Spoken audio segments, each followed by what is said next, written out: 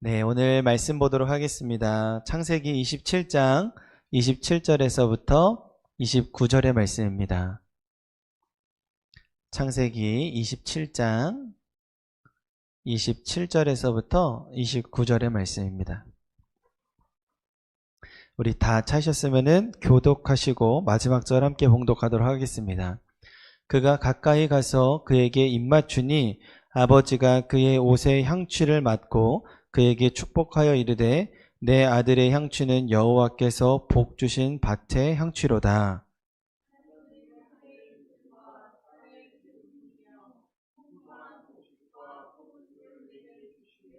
함께 읽겠습니다. 만민이 너를 섬기고 열국이 내게 굴복하리니 내가 형제들의 주가 되고 내 어머니의 아들들이 내게 굴복하며 너를 저주하는 자는 저주를 받고 너를 축복하는 자는 복을 받기를 원하노라. 아멘. 우리 다 같이 찬양 부르도록 하겠습니다.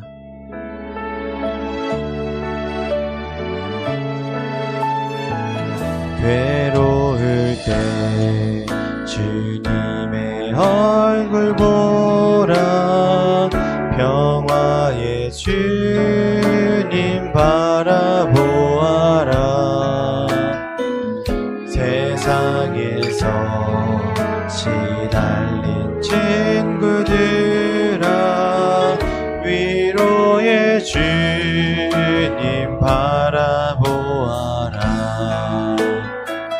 힘이 없고 내 마음 연약할 때 능력의 주님 바라보아라.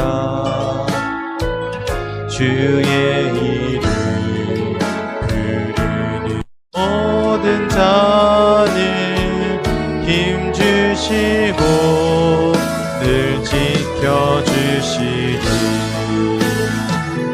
눈을 들어 주를 보라. 내 모든 염려 주께 맡겨라. 슬플 때에 주님의 얼굴 보라. 사랑의 주님 안식 주리라. 눈을 들어 주를 보라. 내 모든 염려 주께 맡겨라. 슬플 때에 주님의 얼굴 보라. 사랑의 주님 안식 주리라.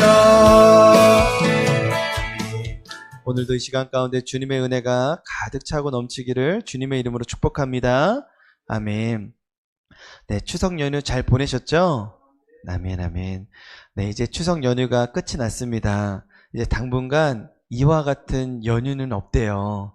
그러니까 이제 앞으로 이제 남은 이제 2025년도 정말로 우리가 신앙 안에서, 말씀 안에서 다시 한 번 더 신앙 생활을 다질 수 있는 그런 믿음의 생활이 될 수 있기를 주님의 이름으로 축복합니다. 아멘. 우리 사진 하나 보도록 하겠습니다. 제가 놀이방이 있는 음식점을 갔던 적이 있었거든요. 근데 이 음식점뿐만이 아니라 다른 데도 갔었는데 저기 보시게 되면 저기 신발장에 있는 신발이 있어요. 근데 그 신발이 누구 신발이냐면은 희연이랑 지환이 신발이에요. 근데 제가 이 사진을 이 장면을 보면서 제가 참 감동을 했습니다. 왜 그러냐면은 유치원에서 다 배웠어요. 신발은 신발장에. 그죠? 그런데 선생님이 있든 없든 이렇게 아이들이 신발장에 신발을 가지런히 놓는 모습을 보고 참 제가 감사하다, 참 잘 배웠다 이런 마음을 들었던 적이 있습니다. 마찬가지로 우리의 신앙이 이와 같았으면 좋겠습니다. 하나님이 보시든 안 보시든 또 하나님의 음성이 들리든 안 들리든 또 우리의 마음이 좋든 나쁘든 하나님의 말씀이 내 삶의 기준이 되어서 하나님의 뜻대로 살아가게 될 때 하나님께서도 아마 우리의 마음을, 우리의 행동을 통해 감동하시지 않을까, 그런 마음이 들었습니다. 오늘 보이는 것, 들려지는 것, 되어지는 것, 이런 것들에 우리가 연연하기보다 하나님의 말씀에 기준되어서 살아가게 될 때 또 어떠한 복들이 임하게 될지 오늘 말씀을 통해 알아보도록 하겠습니다. 오늘 말씀은요, 창세기 27장 전체의 말씀이에요. 오늘 본문은 이삭이 눈이 어두워지는 것으로 시작이 됩니다. 이삭이 자신이 곧 세상을 떠날 것 같다라는 그런 느낌이 들자마자 가장 먼저 했던 것이 무엇이냐면은 자신의 사랑하는 첫째 아들 에서를 부르게 됩니다. 그리고 내가 죽기 전에 내게 마음껏 축복하고 싶구나. 그러니까 너는 밭에 나가 들에 나가 사냥을 해서 나를 위하여서 별미를 만들어 다오. 그럼 내가 그 별미를 먹고 너를 축복하고 싶다. 이렇게 말을 하는 거예요. 그런데 이 얘기를 리브가가 듣습니다. 리브가가 듣고 난 다음에 하나님의 약속이 작은 아들 야곱에게 이루어진다라는 것을 기억하고 야곱이 대신 약속을 받게, 축복을 받게 그렇게 꾀를 내어요. 결국 야곱은 형 에서로 변장해서 이삭에게 가게 되고 이삭은 속게 되어서 에서가 아닌 야곱에게 축복을 하게 됩니다. 잠시 후 진짜 에서가 돌아오게 되고 상황을 알게 된 다음에 굉장히 분노하게 되죠. 그래서 에서가 야곱을 죽이려고 합니다. 근데 이 사실을 또 리브가가 알게 된 다음 이 야곱을 자신의 오라버니인 라반의 집으로 피신을 시켜요. 그리고 이 사건을 훗날 야곱의 인생 전반에 걸쳐서 하나님의 훈련이 시작되는 그런 전환점이 되는 그런 사건이 오늘 우리가 본문 말씀 창세기 27장의 말씀의 내용입니다. 우리 말씀의 제목 함께 보도록 하겠습니다. 다 같이 읽습니다. 시작. 적당한 믿음과 적절한 믿음. 다시 한번 더 시작. 적당한 믿음과 적절한 믿음. 우리 이 에서와 야곱의 이야기를 통해서 하나님께서 우리에게 원하시는 믿음이 무엇인지 또 보여지고 되어지고 또 들려지는 그런 상황보다 우리가 무엇을 더 소중하게 여겨야 되는지 우리가 말씀을 통해 알아보도록 하겠습니다. 우리 첫 번째 제목입니다. 다 같이 읽습니다. 시작. 적당한 믿음은 죄입니다. 다시 한번 더 시작. 적당한 믿음은 죄입니다. 아멘. 네, 오늘 우리가 읽은 창세기 27장은요, 본문 말씀만 본다면은 사실은 에서처럼 억울한 사람은 없습니다. 아버지께서 에서를 너무나도 사랑을 했어요. 또 실질적으로 에서는 장자입니다. 그러니까 그 고대 근동에서 장자의 축복을 받는 것은 너무나도 당연한 권리였어요. 그러니까 아버지가 에서를 사랑하고 에서는 또 장자였어요. 그러니까 에서는 장자의 축복을 받는데 전혀 걸림돌이 없었습니다. 그런데 그 리브가가 자신의 어머니가 자신의 그 동생과 이렇게 속여서 자신의 장자의 축복을 빼앗겼습니다. 그러니까 에서는 굉장히 억울한 사람이죠. 그런데 이 에서가 굉장히 억울함에도 불구하고 그러면 성경에서는 에서는 억울한 사람이다라고 기록해야 되는 것이 맞는데 성경은 그렇게 기록해 놓지 않았어요. 우리 로마서의 말씀 보도록 하겠습니다. 우리 다 같이 고백합니다. 로마서 시작. 기록된 바 내가 야곱은 사랑하고 에서는 미워하였다 하심과 같으니라. 아멘. 여기 보시게 되면은 에서는 미워하였다라고 되어 있어요. 근데 이 미워하였다라는 단어를 제가 찾아보니까 싫어하다, 혐오하다, 배척하다 이렇게 되어 있더라고요. 그러니까 하나님께서 이 에서의 억울함을 당연히 아시기 때문에 참 에서는 긍휼함으로 바라봐야 되는 것이 맞는데 하나님이 에서를 어떻게 바라봤다고요? 미워하였다, 싫어하였다, 혐오하였다, 배척하였다 이렇게 보셨다라는 거예요. 그럼 왜 하나님께서 왜 에서를 싫어하고 배척하셨을까? 그 이유는 바로 죄 때문입니다.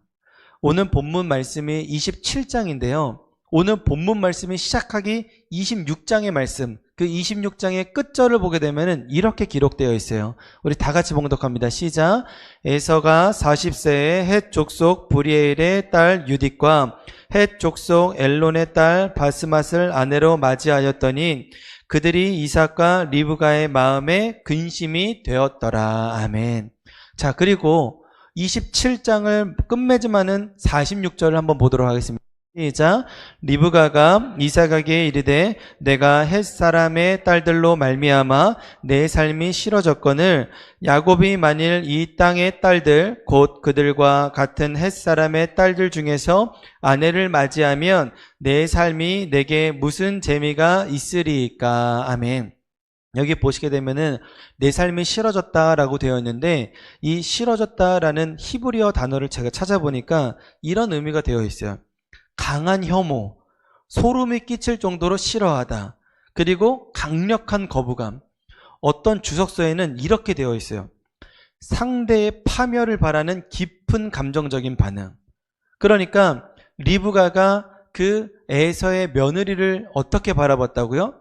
혐오하고 강력하게 거부하고 심지어는 파멸을 바랄 정도로 리브가 그 에서의 며느리들을 굉장히 싫어했다라는 것을 우리가 알 수가 있습니다.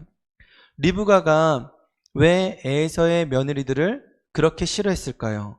왜 그렇게 미워했을까요? 결론부터 말씀드리자면은 에서가 데리고 온 며느리들이 가정의 신앙 분위기를 무너뜨렸기 때문에 그렇습니다. 또 그와 마찬가지로 에서도 하나님의 언약 백성으로서의 정체성을 잃어버리고 하나님의 말씀을 버렸기 때문에 그렇기 때문에 리브가가 그 며느리들을 미워했던 거예요. 자, 한 가지 우리 성도님들께 한번 여쭤보고 싶어요. 에서는 하나님을 믿었을까요? 안 믿었을까요? 저는 믿었다고 봅니다. 왜냐하면은 에서가 하나님의 그 장자의 축복을 받고 싶다라는 그런 마음이 있었기 때문에 아마 이 에서도 하나님을 믿었을 것 같아요. 또 쉽게 말해 에서는 3대 신앙이 3대째입니다. 그러니까 할아버지가 아브라함이고 자신의 아버지가 이삭이니까 에서도 하나님을 자연스럽게 알았고 하나님을 믿었을 것 같아요. 그런데 아마 에서는 이런 마음이 있었을 것 같습니다. 자신이 이전에 사냥을 하고 돌아오고 난 다음에 팥죽으로 이제 자신의 장자의 축복을 야곱에게 팔지 않습니까? 그 사건 이후로 아마 아버지 어머니한테 크게 혼났을 것 같아요. 너 그게 무엇인 줄 알고 그렇게 쉽게 생각하냐 이러면서 크게 혼났을 것 같아요. 그래서 그래 장자의 축복 어차피 내 축복이니까 이건 내가 받아야겠구나. 아마 이 정도로만 생각을 했을 것 같습니다. 딱 거기까지. 그러니까 장자의 축복을 내가 받아야 되는 권리로 인정을 하되 그 이상 간절하게 하나님을 찾지는 못했다라는 것이죠.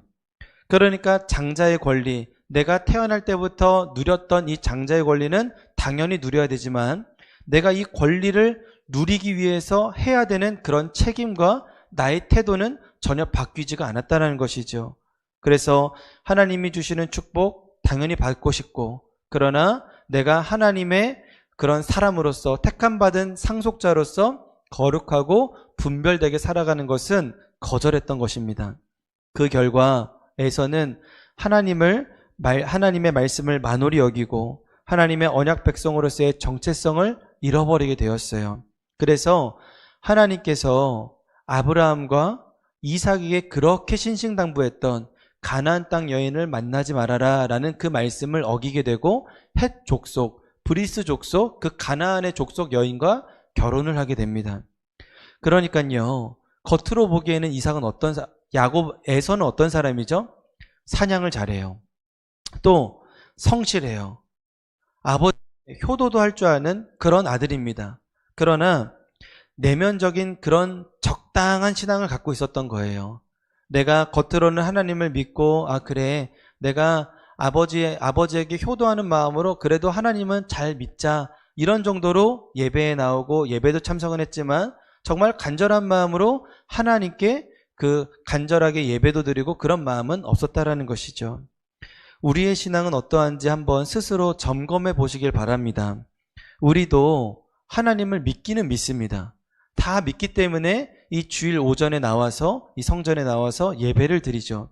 그러나 적당히 믿습니다. 그래서 주어진 만큼만 하고 손해보지 않을 만큼만 순종하고 또 감정이 허락하는 만큼만 기도하고 또 내 기준이 허락하는 만큼만 예물을 드려요. 이 적당히의 기준이 누구죠? 바로 나 자신입니다. 그래서 적당한 믿음은 죄라고 하는 거예요. 왜냐하면 하나님이 중심이 아니라 내가 중심이 되기 때문에 그렇습니다. 그래서 적당히 신앙생활을 하는 사람들의 특징 중에 하나는 이거예요. 내가 열심히 신앙생활을 했는데 왜 내 삶의 문제는 해결되지 않아요? 왜 내가 열심히 기도했는데 왜 하나님은 내 기도를 들어주지 않으세요? 그러다 보니까 그들의 삶의 결론은 뭐냐면은, 야, 기도해봤자 다 소용없어. 예배 열심히 드려봤자 소용없어. 주중에 아무리 하나님의 말씀대로 살아보려고 몸부림쳐봤자 어차피 내 삶은 거기서 거기고 손해밖에 없어. 그러니까 모든 중심이 다 나라는 사실이에요. 그러다 보니까 어떻게 됩니까? 믿음을 포기하는 것도 쉽고 심지어는 하나님을 원망하며 살아가게 됩니다. 사울왕 시절에 하나님께서 아말렉 군대를, 또 아말렉을 진멸하라 하셨어요. 그러나 사울왕은 하나님의 목소리를 청종하기를 기뻐하지 않았습니다.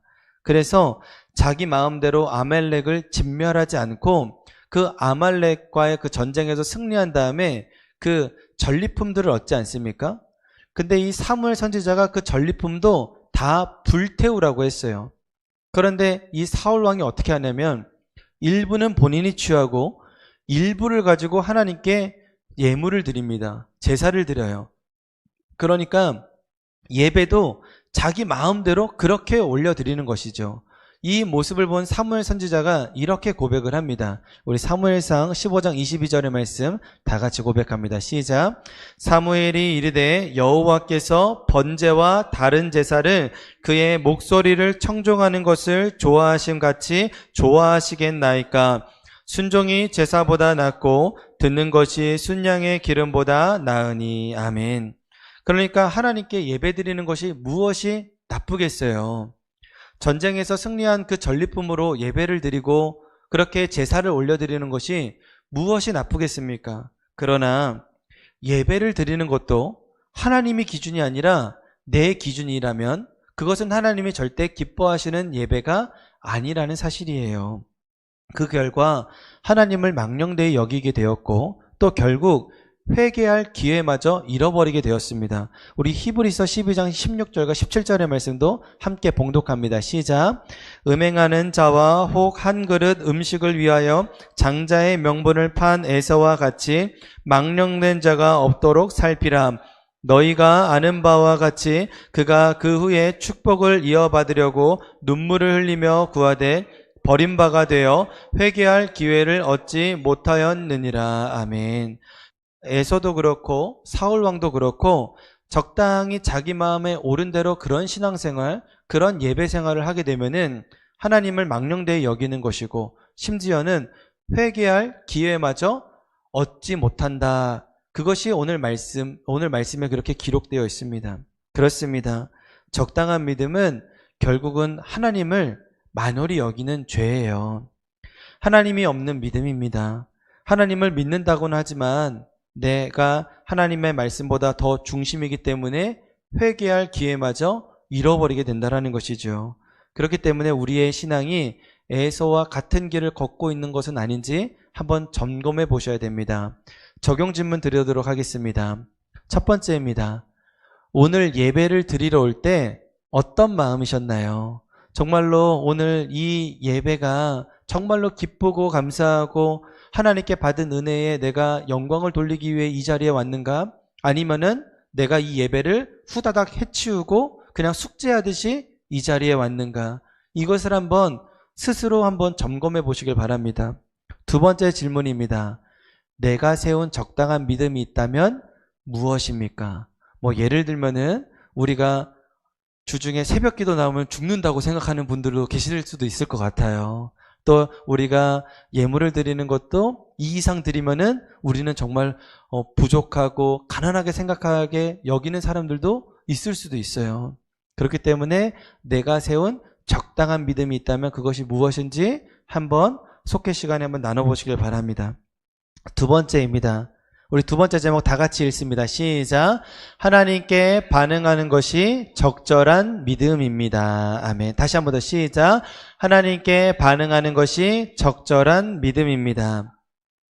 저희가요, 지지난주에 가을 캠핑을 가기로 했다가 우천으로 인하여서 우리가 취소가 되었습니다. 그래서 우리가 아쉬운 마음에 우리가 고기 뷔페를 다녀왔죠. 그런데 이 고기 뷔페 우리가 갔었을 때는 사장님은 안 계셨는데 제가 지난주에 또 이제 가족 모임이 있어서 그 고기 뷔페집을 다시 한 번 더 방문을 했어요. 그런데 그때는 사장님이 계시더라고요. 그때 고기 뷔페에서 고기를 굽는데 그 철판이 있습니다. 그 철판이 이제 좀 많이 이제 양념 때문에 많이 이제 돼 있어서 제가 손을 딱 들려고 하는데 그 사장님이 먼저 숯불 판을 먼저 가지고 오시는 거예요. 그리고 또 제가 막 이렇게 두리번 거렸거든요. 그릇이 필요했어요. 그랬더니 그 사장님이 저한테 오시더니 혹시 그릇 필요하세요? 이렇게 물어보는 거예요. 그래서 또 제가 또 뭔가 이렇게 막 필요한 게 있어도 또 이렇게 두리번 거렸더니 이렇게 물수건을 딱 이렇게 물티슈를 딱 주시는 거예요. 너무나도 제가 그분의 친절함과 그 적절한 그런 모든 그런 반응에 제가 너무 감동했던 기억이 있습니다. 그래서 이 사람의 태도가 참 적절하다. 이 사람은 참 그 때에 맞게 좋은 것을 다 적절하게 나한테 참 제공해준다. 이런 마음이 있었어요. 자, 어떻게 사장님이 나에게 이렇게 적절하게 이렇게 반응할 수 있었을까? 제가 사장님을 유심히 살펴보았습니다. 그랬더니 사장님께서 어떻게 하는가 봤더니 정말로 저뿐만이 아니라 그 가게에 있는 모든 분들에게 유심히 살펴보고 있고 딱 그렇게 필요할 때마다 그것을 다 가져다 주는 것을 제가 알 수 있었어요.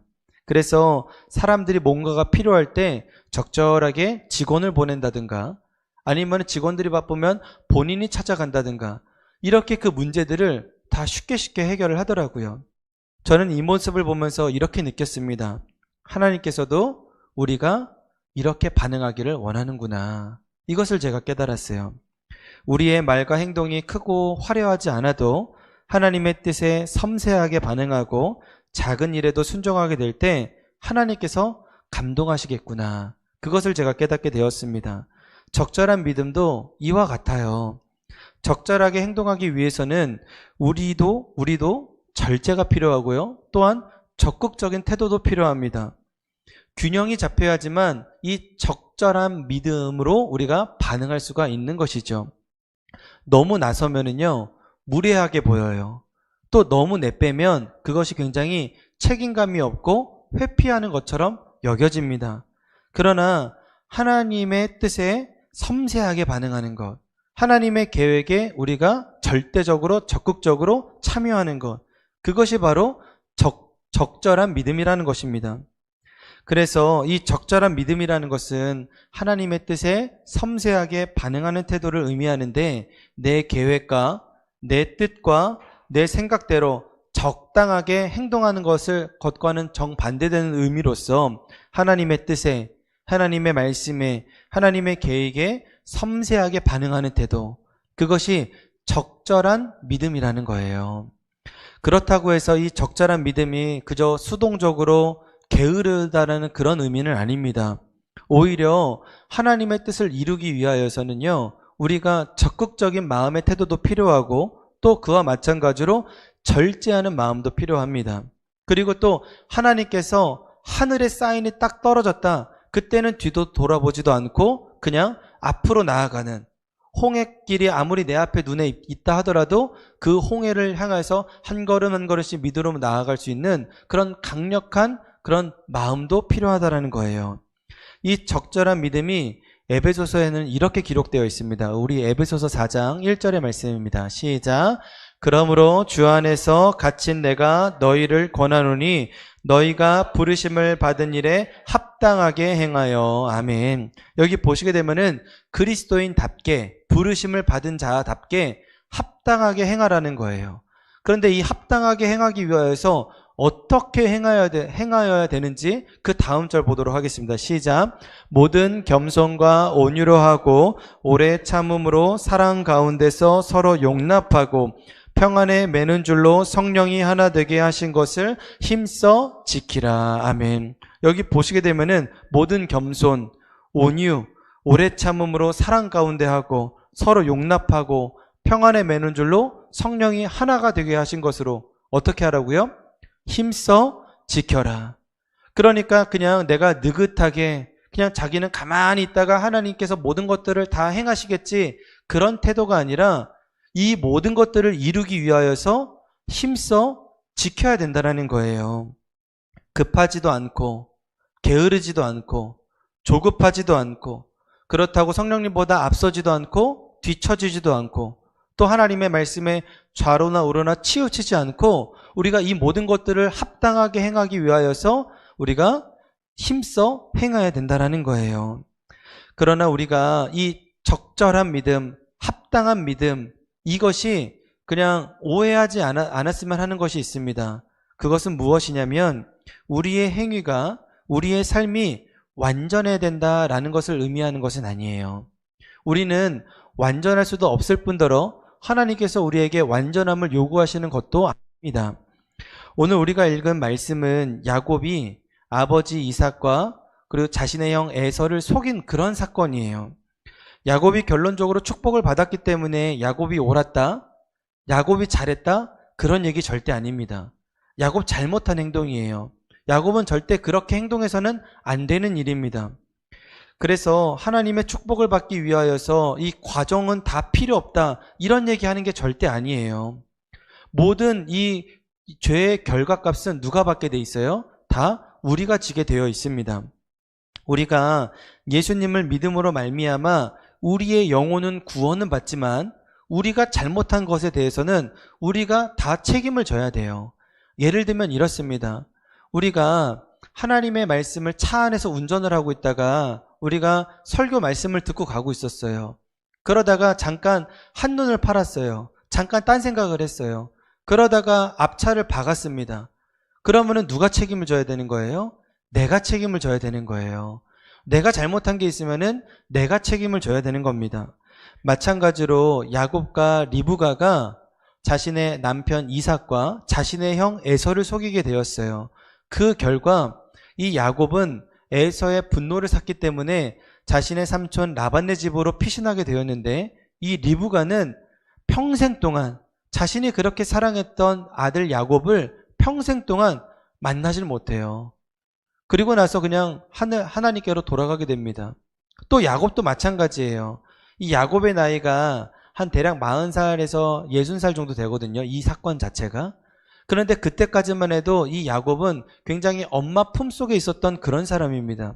그런데 하루아침에 에서의 분노를 사서 라반네 집으로 피신하게 되고, 또 심지어는 라반네 집에 가서 자신이 했던 그대로 속임을 당하고 그렇게 훈련을 받게 된다는 것이죠. 그러나 이러한 행동에도 불구하고 하나님께서는 야곱을 축복하셨어요. 왜냐하면은 하나님께서는 우리의 행동만 보시는 분이 아니라 우리 마음의 태도, 우리 마음의 중심을 보시는 분이 우리 하나님이시기 때문에 그렇습니다.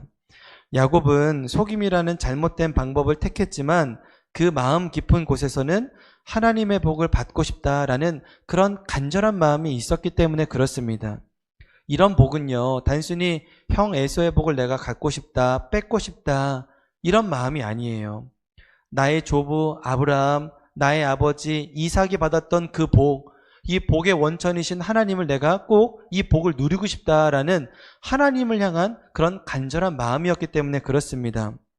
그래서 에서와 달리 야곱은 보이지 않는 이 적절한 믿음, 합당한 믿음, 이 복의 원천이신 하나님을 바라보기 시작했던 거예요.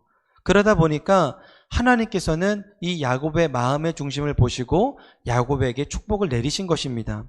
그래서 성경을 보게 되면은 하나님께서는 외모를 보지 않고 사람의 마음의 중심을 보신다라고 기록되어 있죠. 우리 사무엘상 우리 16장 7절의 말씀 다 같이 봉독합니다. 시작.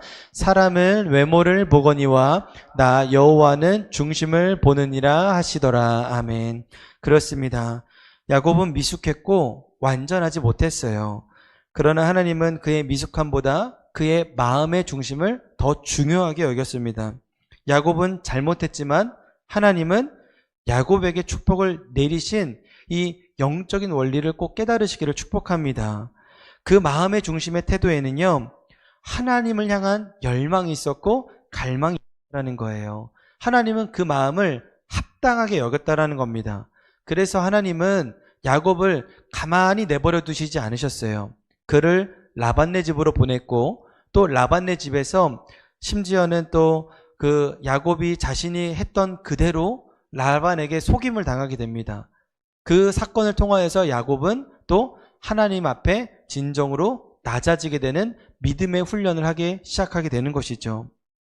그 과정을 통해 또한 하나님은 야곱을 낮추셨고 또한 다듬으셨습니다.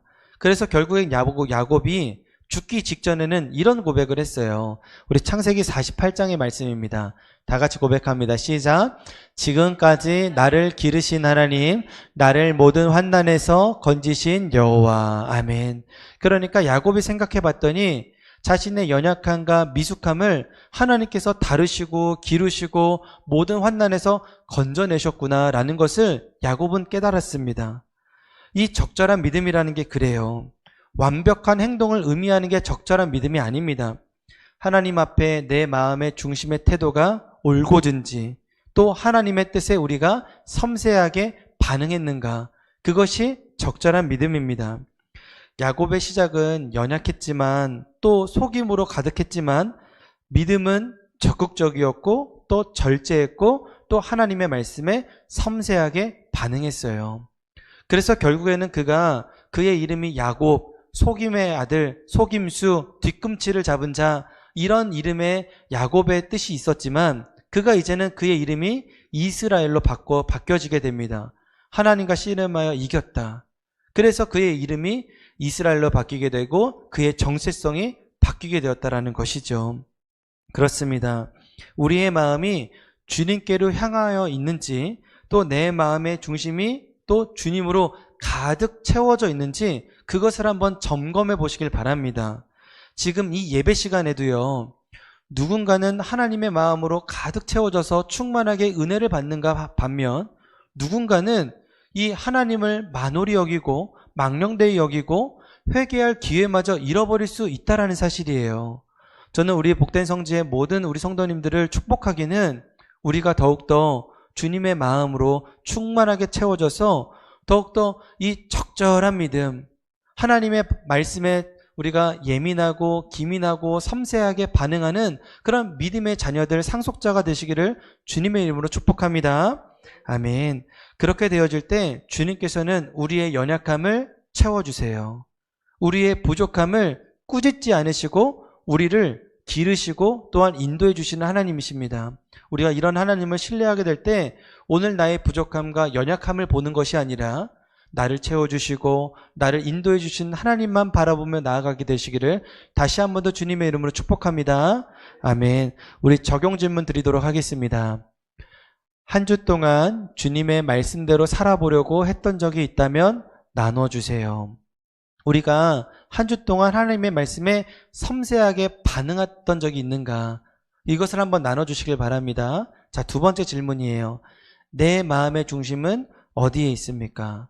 내가 일주일 동안 살아가면서 내가 돈 생각을 많이 했는지, 자녀 생각을 많이 했는지, 아니면 일적인 부분을 많이 생각을 했는지, 아니면 건강을 많이 생각을 했는지, 아니면 진짜 반대로 나는 하나님 생각했던 것이 더 많았다든가, 이런 것들을 한번 솔직하게 나눠보시길 바랍니다. 말씀을 맺도록 하겠습니다. 우리 첫 번째 제목 다 같이 첫 번째 제목 시작. 첫 번째 제목이요. 시작. 적당한 믿음은 죄입니다. 아멘. 우리가 적당한 믿음은요, 내가 기준이기 때문에 그래서 죄라고 얘기하는 거예요. 이 정도 생활이면, 믿음 생활이면 괜찮겠구나. 이 정도 내가 봉사면, 이 정도 섬김이면 내가 괜찮겠구나. 모든 기준이 나이기 때문에 죄라고 여겨지는 것입니다. 그러나 하나님은 우리의 행동이 아니라 우리의 마음의 태도를 보시는 것이죠. 그래서 우리 두 번째 제목입니다. 시작. 하나님께 반응하는 것이 적절한 믿음입니다. 이 적절한 믿음은 완벽함이 아니라 우리 마음의 중심이며 우리 마음의 태도예요. 하나님의 뜻을 향해 마음을 두고 때로는 적절하게, 때로는 절제하면서, 때로는 적극적이면서, 때로는 정말로 물불 가리지 않고 하나님의 말씀만을 향해 나아가는 것, 이것이 적절한 태도입니다. 그럴 때 하나님께서는 우리의 연약한 믿음 덮으시고 또 연약하고 부족한 것들 다 채워주시고 충만하게 채워주시는 하나님이신 줄을 믿으시기를 축복합니다. 아멘. 사랑하는 우리 복된 성지의 성도 여러분, 오늘 우리의 믿음이 혹시 에서와 같지 않은지, 적당한 믿음 안에 우리가 사로잡혀 있다면 우리 한 걸음 더 나아가서 적절한 믿음으로 나아가시기를 정말 주님의 이름으로 축복합니다. 그렇게 되어질 때 우리의 삶의 모든 문제는 해결함 받고 또한 채움받으며 우리의 연약함 또한 주님께서 가리워 주세요. 오늘 이러한 축복이 우리 복된 성지의 모든 성도님들 삶 위에 또 직장과 모든 터전 위에 임하시기를 주님의 이름으로 축복합니다. 아멘. 우리 고린도전서 1장 27절에서부터 29절의 말씀을 읽으면서 오늘 말씀을 맺도록 하겠습니다. 시작. 그러나 하나님께서 세상에 미련한 것들을 택하사 지혜 있는 자들을 부끄럽게 하려 하시고 세상에 약한 것들을 택하사 강한 것들을 부끄럽게 하려 하시며 하나님께서 세상에 천한 것들과 멸시받는 것들과 없는 것들을 택하사 있는 것들을 폐하려 하시나니 이는 아무 육체도 하나님 앞에서 자랑하지 못하게 하려 하심이라. 아멘. 우리 말씀을 기억하면서 함께 찬양 부르도록 하겠습니다.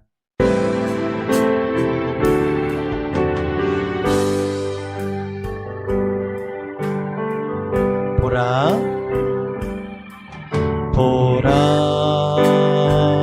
너희는 두려워 말고 보라 너희를 인도한 나를 보라 너희는 지치지 말고 보라 너희를 구원한 나를 너희를 치던 적은 어디 있느냐 너희를 억누르던 원수는 어디 있느냐 보라 하나님 구원을 보라 하나님 능력을 너희를 위해서 쌓으시니 주의 손을 보라 보라 하나님 구원을 보라 하나님 능력을 너희를 위해서 쌓으시니 주의 손을 보라. 아멘. 사랑과 은혜가 풍성하신 하나님 아버지, 오늘 말씀을 통해 우리의 믿음을 돌아보게 하시니 감사합니다. 우리는 때로 적당한 믿음에 머물러 내 기준과 감정으로 신앙생활을 할 때가 많았습니다. 주님을 믿는다고 말하면서도 정작 주님의 뜻보다 내 생각을 앞세웠던 우리의 연약함을 용서하여 주옵소서. 이제는 적당한 믿음이 아니라 하나님께 반응하는 적절한 믿음으로 살게 하옵소서. 보이지 않아도 들리지 않아도 하나님의 말씀에 귀 기울이고 순종하게 하시옵소서. 야곱처럼 미숙할지라도 주님을 향한 간절함을 잃지 않게 하시고 에서처럼 형식적인 신앙에 머물지 않게 하셔서 우리의 중심이 하나님께 온전히 향하게 하시고 하나님의 마음을 기쁘시게 하는 믿음의 사람이 되게 하여 주시옵소서. 우리의 삶 속에서 매 순간 주님의 음성에 섬세하게 반응하며 살아가게 하시고 작은 일에도 신실하게 순종하는 주님의 상속자 되게 하여 주시옵소서. 오늘 드린 예배가 주님께 향기로운 제사가 되게 하시고 한 주간의 삶 속에서도 적절한 믿음으로 주님께 섬세하게 반응하며 살아가게 하옵소서. 감사드리오며 예수님의 이름으로 기도드렸습니다. 아멘.